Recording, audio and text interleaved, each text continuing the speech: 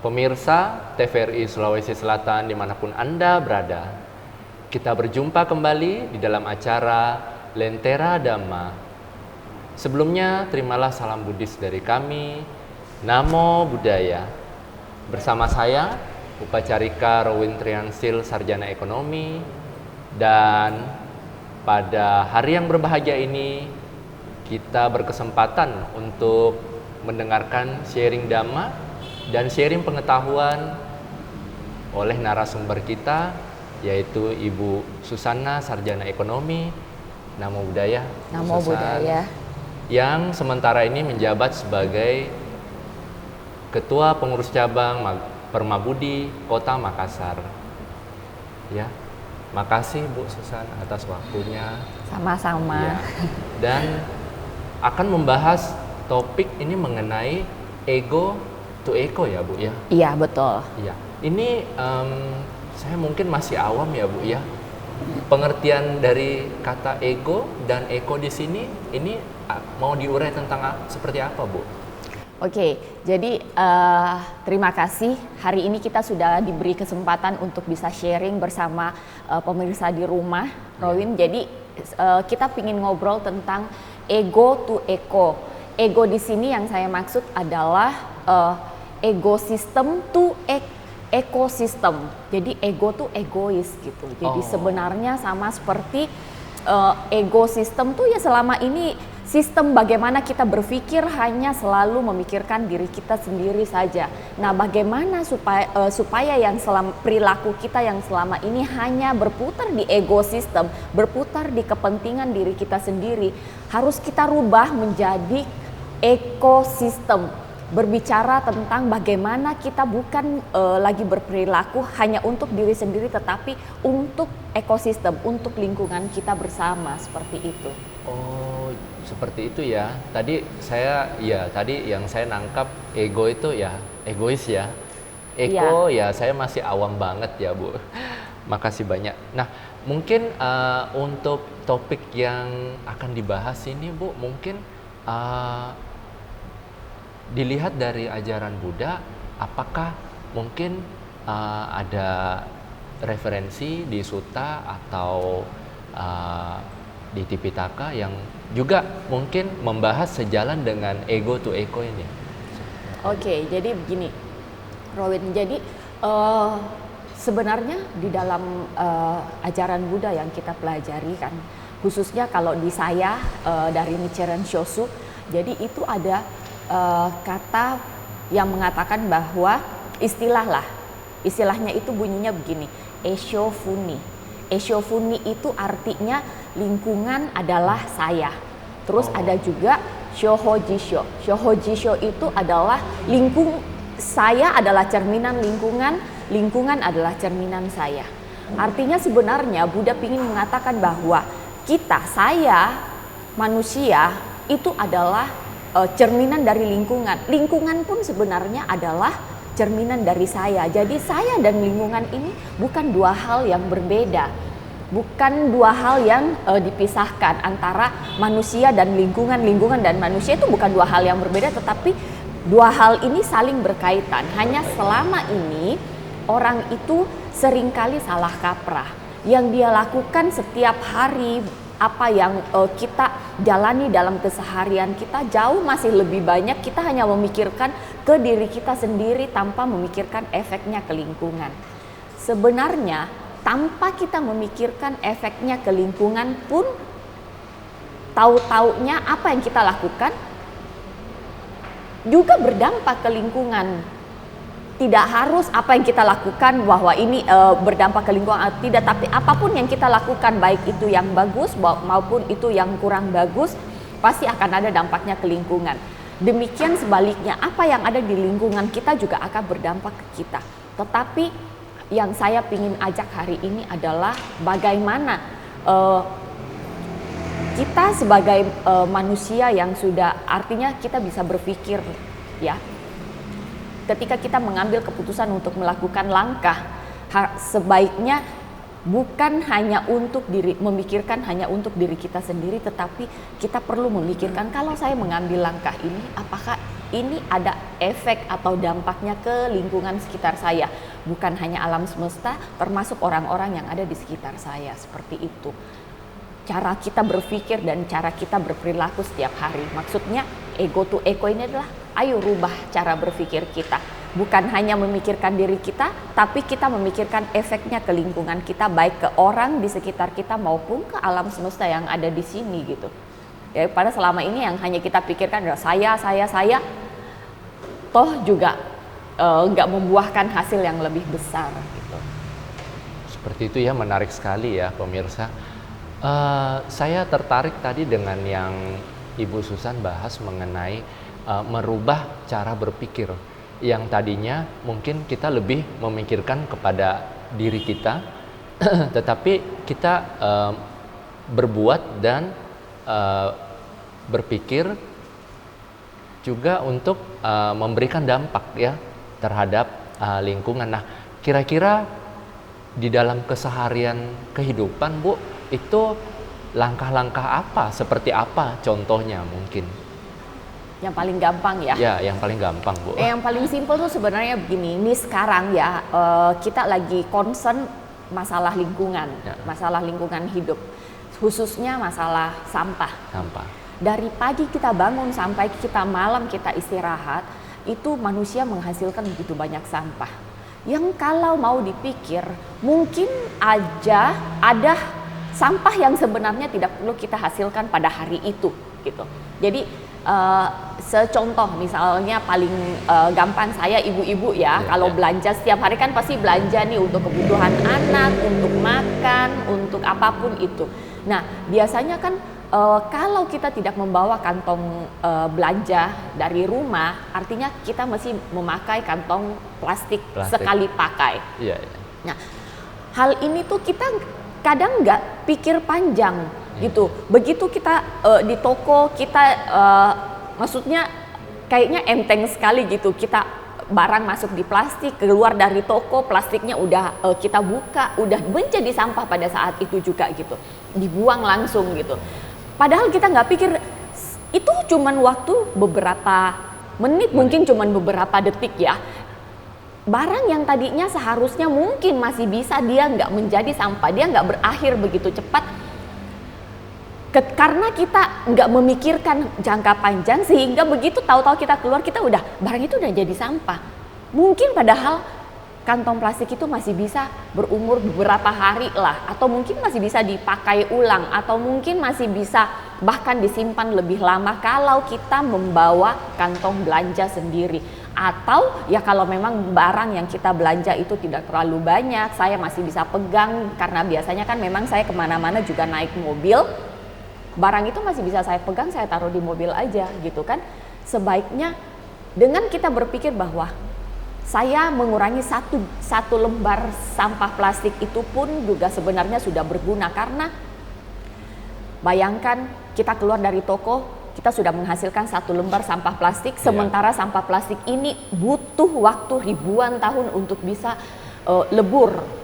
Kita tidak pernah tahu bahwa ketika sampah ini terus tahu-taunya masuk di laut, terus tahu-taunya mencemari lingkungan atau masuk di tanah, tidak bisa lebur dengan tanah gitu. Banyak hal dampak yang rentetan panjang yang terjadi dengan si 1 lembar kantong plastik ini yang kita tidak pikirkan gitu. Jadi sebenarnya ketika kita mengambil keputusan untuk oke, saya mau repot sedikit membawa kantong belanja setiap saat di dalam tas saya supaya saya nggak memakai kantong plastik sekali pakai itu lebih banyak gitu. Itu aja sudah berpengaruh sebenarnya untuk kita udah mulai memikirkan lingkungan kita. Nah, mulailah dari situ, dari hal-hal kecil gitu.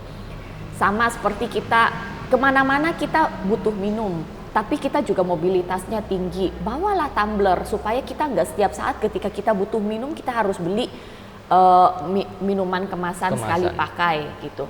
Sekarang pun sebenarnya minuman kemasan sekali pakai itu juga nggak sebersih kalau kita bawa air sendiri dari rumah kan gitu. Jadi sebenarnya apa yang kita lakukan ini ketika kita mulai memikirkan untuk menghemat plastik, sebenarnya seperti yang saya katakan tadi, saya memikirkan lingkungan lingkungan adalah saya adalah lingkungan. Jadi ketika kita melakukan itu tanpa sadar tuh sebenarnya ya, efeknya juga akan kembali ke kita kok. Gitu. Iya. Jadi kalau kita mengambil keputusan untuk sembarang memakai plastik, efeknya juga akan kembali ke kita. Begitu plastik itu masuk di lautan, mencemari binatang, makhluk-makhluk yang berada di lautan gitu. Nah, kita mungkin Bapak Ibu-ibu teman-teman makan ikan, padahal ikan itu sebenarnya sudah tercemar oleh mikroplastik. Yang notabene sebenarnya itu adalah bibit kanker gitu. Makanya kenapa sekarang banyak sekali anak-anak muda yang sudah di usia muda juga sudah kena kanker sebenarnya karena sumber makanan kita pun sudah tercemar gitu. Nah, kalau kita nggak mulai untuk memikirkan hal ini jauh lebih panjang, orang pikir repot ya kayaknya memikirkan sejarah plastik ini mau kemana ketika kita hanya mau memakai plastik itu sebentar saja, loh kayaknya repot sekali. Tapi kalau kita mulai mau berpikir ini, maka kita berarti mulai mau mengambil langkah untuk berpikir yang lebih baik tentang kehidupan kita. Seperti itu ya, wah menarik sekali ya. Jadi dari gambaran panjang yang Ibu Susan berikan tadi, sampah plastik yang kayaknya sepele banget pemirsa ya, kita buang begitu saja. Rentetannya mungkin aja itu nanti jatuh ke laut, terus dimakan sama ikan-ikan menjadi mikroplastik, balik ke kita ya. Iya. Jadi vitamin dong ya. Jadi itu circle yang sebenarnya mungkin secara kasat mata kita nggak melihatnya secara langsung. Orang nggak nyadar ya. Iya. Orang nggak nyadar, akhirnya balik menyerang kita sendiri loh. Betul. Jadi kayak sebenarnya kan kita menjaga lingkungan ini tuh sudah menjadi tugas manusia sebenarnya. Karena kenapa, Robin? Manusia itu sebenarnya makhluk yang paling lemah. Bahkan tidak lebih kuat dari seekor cacing. Cacing, serangga, atau apapun itu mikroorganisme, kalau sampai cacing, serangga, mikroorganisme itu hilang dari muka bumi ini, maka hidup manusia akan celaka. Kita juga pasti nggak akan hidup bertahan lama karena setiap hari kita menghasilkan sampah, sementara sampah itu nggak mengalami pembusukan. Karena nggak ada mikroorganisme. Bayangkan kita hidup menumpuk sampah di samping kita, di sekitar kita, timbul berbagai macam penyakit. Berapa lama kita bisa bertahan hidup? Sementara sama seperti alam juga, pohon dan sebagainya gitu. Kalau kita mau ini kan sebenarnya pohon itu tumbuh begitu saja sebenarnya ya.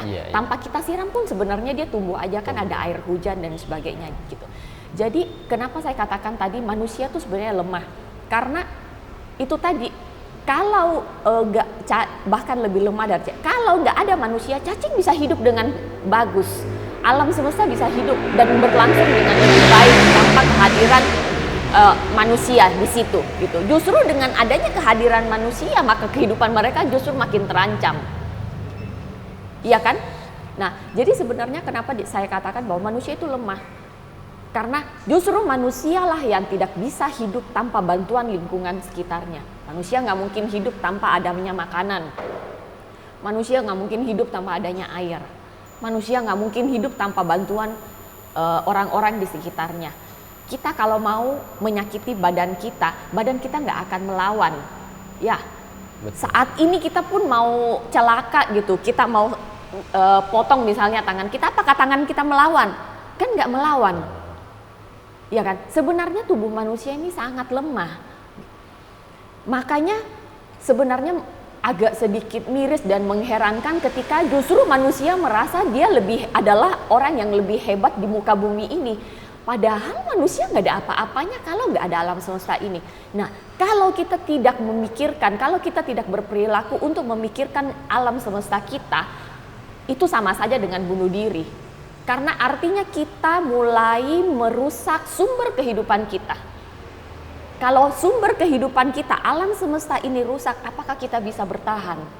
Tentu kita akan pelan-pelan juga menuju kepunahan ya. Iya kan? Jadi manusia lucu. Kita pingin umur panjang, kita pingin hidup yang lebih sehat. tapi yang kita pupuk setiap hari bukan langkah yang menuju ke sana. Gitu. Jadi itu perlu menjadi bahan pemikiran kita dalam melakukan keseharian kita. Oh ya, wah, ternyata banyak sekali ya contoh yang bisa kita lakukan, seperti kantong plastik itu.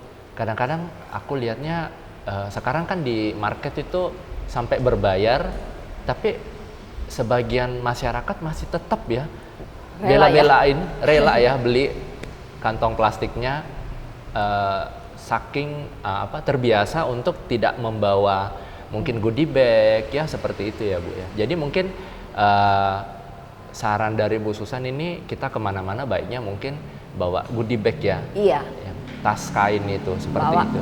Iya, bawalah demi masa depan kita. Iya. Jadi apapun ya, kalau kita nggak mau repot untuk menenteng barang, kita pingin lebih simple dalam menenteng, kita butuh kantong. Bawalah kantong. Kayak saya juga sering kemana-mana sering lupa bawa barang-barang itu, gimana Bu? Diikat aja ya kali ya. Ya, namanya kita mau memulai hal atau kebiasaan yang lebih baik untuk merubah ke depannya gitu. Ya, kalau kita sudah sadar, ketika kita sudah sadar itu udah terima kasih. Kesadaran itu munculkanlah selalu gitu. Artinya mungkin hari ini saya masih lupa gitu. Ya, jadi berarti saya harus ingat, mungkin saya perlu mencatat, ataukah saya perlu bikin timer sebelum saya keluar rumah, saya mesti mengingat apa saja yang harus saya bawa gitu. Ya memang kita perlu usaha untuk merubah kebiasaan yang sudah puluhan tahun, mungkin ini kita jalani dengan begitu simpel, tapi karena kita nggak memikirkan bahwa seandainya kita begini terus, semua orang begini terus dan tidak ada yang mau melakukan perubahan, maka alam seperti apa yang akan kita wariskan ke anak cucu kita ke depan? Betul. Seandainya suatu saat nanti alam semesta ini, air sekarang ya sudah makin berkurang. Sekarang kan mobil listrik sudah mulai digalakkan, karena kenapa? Bahan bakar sudah mulai berkurang. Sudah mulai susah didapatkan. Mobil listrik sudah mulai digalakkan. Nah nanti kalau kita nggak bisa hemat listrik nggak bisa pakai lagi. Terus nanti ke depan makin terbatas ruang gerak kita sebagai manusia kan. Lah, apakah ini yang kita inginkan? Tentu tidak kan. Tentu kita maunya kehidupan ke depan ini akan jauh lebih baik untuk anak cucu kita. Apa yang kontribusi yang bisa kita lakukan? Ya mulailah dari sekarang, mulai dari hari ini, mulai dari diri sendiri, dan mulailah dari hal kecil. Wah, ya luar biasa ya pemirsa ya. Baik, mungkin yang saya terpikir Bu, ini saya juga hari ini jadi tersadarkan ya. Mungkin gerakan ini wah bagus sekali ya. Saya sampai nggak kepikiran.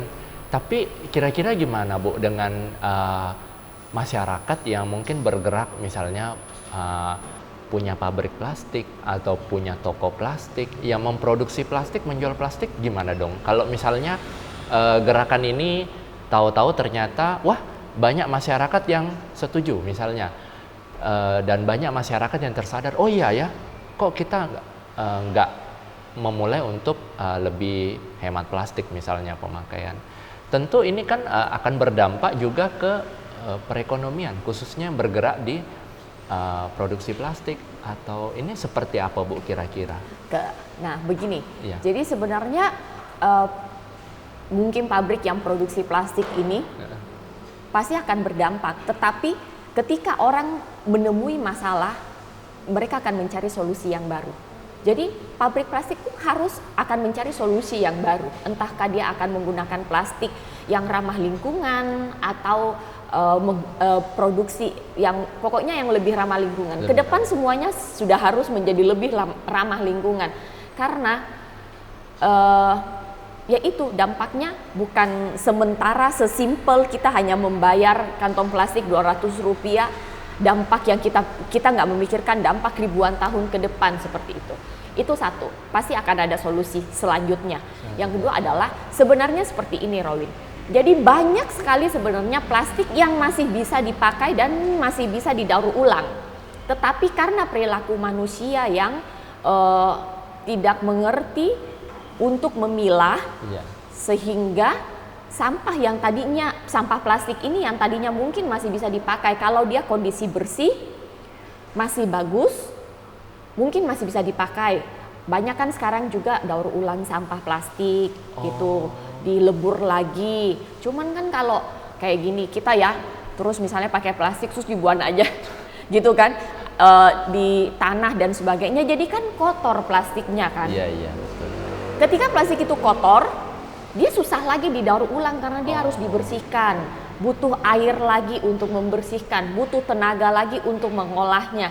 Kenapa enggak? Kalau kita nggak bisa memungkiri bahwa hidup ini kita pasti memakai plastik sekali pakai. Tetapi ketika kita tahu bahwa kita pakai, maka kita pun harus bertanggung jawab untuk terhadap sampah ini. Artinya mungkin misalnya ketika kita pakai botol sekali pakai, ya ketika kita mau buang berarti kita harus dikecilin dulu, harus dalam kondisi bersih gitu. Ya kita simpanlah, kita tumpuklah, kita kumpulkan memang sesama botol plastik, sehingga pemulung ataupun pengolahan sampah akhir juga akan lebih mudah untuk memilah dan itu bisa didaur ulang. Jadi kalau kita nggak mikir, kita hanya buang saja, dia jatuh ke laut, itu yang nggak bisa didaur ulang. Iya. Jadi siapa juga yang mau nangkep ya kalau di laut ya? Iya betul, dia jadinya berlumut lah, kotor lah dan sebagainya. Akhirnya kan nggak bisa terpakai, benar-benar menjadi sampah dia. Nah, ini bukan berarti kita nggak bisa pakai semua. Boleh pakai, tapi kita berarti ketika kita pakai plastik sekali pakai itu, berarti kita punya tanggung jawab untuk atas sampah itu. Caranya adalah, yaitu tadi, salah satunya dengan tetap menjaga kebersihannya sebelum kita buang, kita kumpulkan dulu atau kita pilah sampah-sampah kita di rumah, plastik dengan plastik, kertas dengan kertas, sampah organik ya sampah organik gitu. Dengan begitu akan memudahkan para pemulung untuk memilah plastik, akan memudahkan untuk mendaur ulang plastik yang memang masih bisa kita daur ulang gitu. Ini nih sekaligus sebenarnya perilaku bukan hanya sekedar memelihara lingkungan, ini adalah aplikasi dari kata-kata Buddha yang kita pelajari setiap hari. Wah ya, menarik sekali ya pemirsa ya. Dan tak terasa pemirsa, kita sudah hampir tiba di penghujung acara ini. Mungkin ada closing statement Bu untuk para pemirsa di rumah dengan apa yang kita bahas pada hari ini. Ya, jadi seperti tadi yang saya katakan bahwa manusia adalah cerminan lingkungan, lingkungan adalah saya. Jadi manusia dan lingkungan tidak terpisahkan. Manusia adalah makhluk yang paling lemah di muka bumi ini. Kenapa? Karena kita sangat butuh alam semesta ini sebagai sumber kehidupan kita. Sementara alam semesta ini bisa jauh lebih baik tanpa manusia. Jadi sebenarnya manusia harus menjaga lingkungan ini karena lingkungan adalah sumber kehidupan. Jangan sampai apa yang kita lakukan dalam keseharian kita justru memusnahkan sumber kehidupan kita sendiri. Mulailah dari sekarang, mulailah dari diri sendiri, mulai dari hal kecil. Mari kita menjaga lingkungan ini sebagai wujud dari aplikasi kata-kata Buddha. Wah ya, luar biasa sekali pemirsa ya. Saya juga terima kasih Bu atas sharingnya. Saya juga jadi ikut tersadar ya. Nanti mulai mau bawa deh ya goodie bag kemana-mana. Bawa tumbler. Iya, harus seperti itu. Harus seperti itu ya Bu ya. Gak apa-apa repot dikit ya. Gak apa-apa repot, tapi efeknya jangka panjang. Jangka panjang ya. Iya. Baik, anumodana dan terima kasih Bu Susan atas sharing dhamma dan sharing pengetahuannya yang begitu luar biasa pada hari ini. Dan demikianlah pemirsa, kita tiba di penghujung acara dan jangan lupa saksikan terus Lentera Dhamma hanya di TVRI Sulawesi Selatan, media pemersatu bangsa. Terimalah salam Buddhis kami, Namo Buddhaya. Sebagai penutup, mari bersama-sama kita mendengarkan persembahan lagu Buddhis yang akan dibawakan oleh adik-adik kita. Terima kasih pemirsa.